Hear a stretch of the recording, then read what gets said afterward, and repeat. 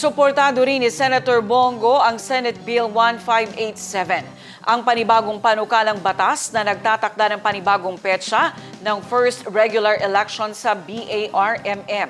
Sa plenary, sinabi ng senador sa talumpati nito na kanyang ninanais ang isang just, inclusive at pangmatagalang kapayapaan sa Mindanao. Narito ang buong pahayag ng senador.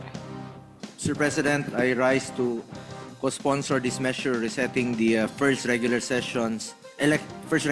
elections in the Bangsamoro Autonomous Region in Muslim Mindanao to September 2026. Ako po ay isang Mindanaoan rin po. Ako mismo ay saksi sa kaguluhan ng mga nakaraang taon.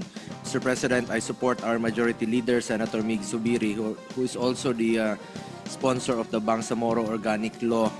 Naalala ko noon, talagang problema ang peace and order sa Mindanao.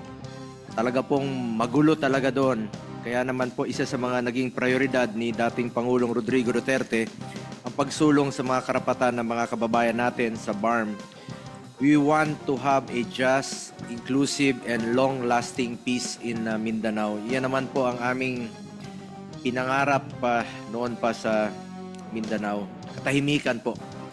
Through the Bangsamoro Organic Law, we have laid the groundwork to foster peace and stability in the Bangsamoro.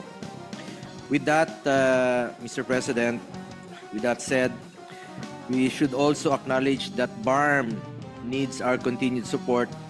Nagsimula na po ang BARM at kailangan itong patuloy na suporta ng Kongreso para tuluyang maging matagumpay.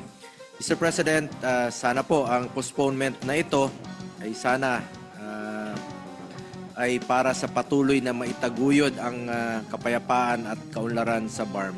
Hindi lang po para sa kapatid nating Moro, kundi para sa buong Mindanao. Maraming salamat po, Mr. President. Salamat rin sa ating Majority Leader sa pakikipaglaban po sa Bangsamoro, sa BARM region po. Noon pa man, maalala ko, 2018, 2019. Sana po ay makamtan na natin ang ating inaasam na kapayapaan po sa Mindanao. Maraming salamat po, Mr. President.